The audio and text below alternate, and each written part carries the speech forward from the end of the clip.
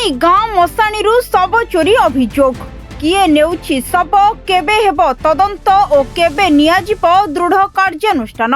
दीर्घ वर्ष धरी मशाणी गायब हेउछि शव किंतु प्रशासन हाथ खाली। गाँ मशाणी एककालीन 5टी शव चोरी होइथिबा अभियोग होइछि। किए करुछि शव चोरी ताकु नै लागि रहिछि सबठी चर्चा। एपरी दृश्य भद्रक जिला भंडारी पोखरी थाना अंतर्गत मणिनाथपुर बैतरणी कूଳରେ ଥିବା गाँ मशाणी देखा मिली। गत 2 मास मध्य मृत्युवरण करिथिबा गाँर 5 जनकर शव चोरी होइथिबा नै सूचना मिली।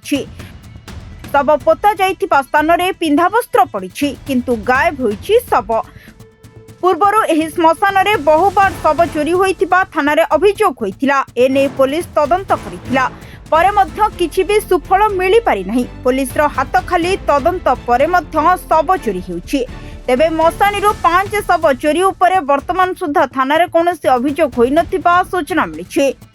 17 मसीहारू 26 हेलाणी 9 वर्ष होला एमती हमर एठी गोटे नीतिदिनिया चोरी हेई चलछि। शव 15 दिन 20 दिन पूरी नथिबो शव एठू उठी पळौछि। आमे संदेह रे रखिछु से तेलंगाना से जो मंदिर करचंती से माने ही आमे संदेह घर रखिछु। पुलिस मध्य जनइछु यदि उचित पदक्षेप न बोली पुलिस पर आशा भरोसा रखिछु।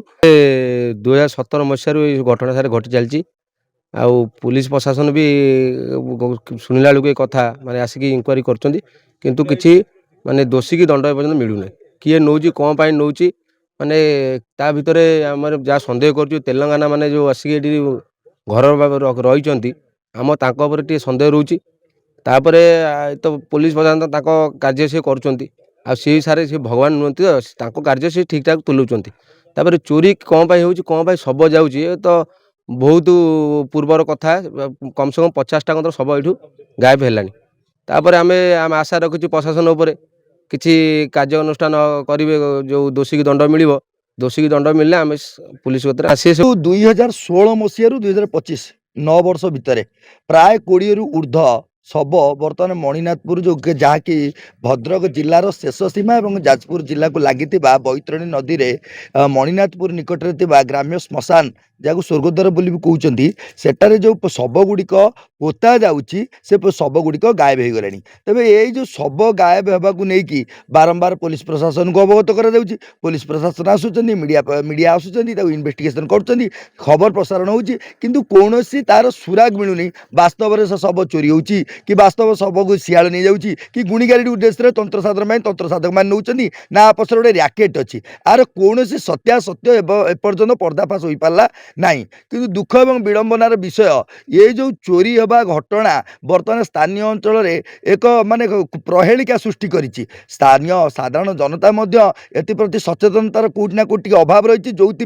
आपड़ देखु पुओ तो पोड़ जदि एका ताले ये जो 9 वर्ष भितर बारंबार पोतिबा द्वारा जदि शव चोरी होछि एमाने मध्य सचेतनता कि पोड़िबा प्रथा को अवलंबन करि पारना कहते पूर्व प्रथा प्रचलित हो आसुअछि ये गोटे कारण। एवं द्वितीय कारण होछि जदि आप देखिए जदि कौन से रैकेट्र आ पछपटे हाथ अच्छी किंबा कौन से प्रकार जंगली जंतु एम नहीं जाऊँ निहाती भाव में किसी ना कि इन्वेस्टिगेशन सुराग मिलता किंतु अद्यावधि मिल पार नहीं। बारंबार थानार द्वारस्थ होती किंतु एपर्यंत कौन भी सत्यासत्य पर्दाफाश हो पारनी। भंडारी पोखरी सौम्य रंजन जेना रिपोर्ट सरकार न्यूज।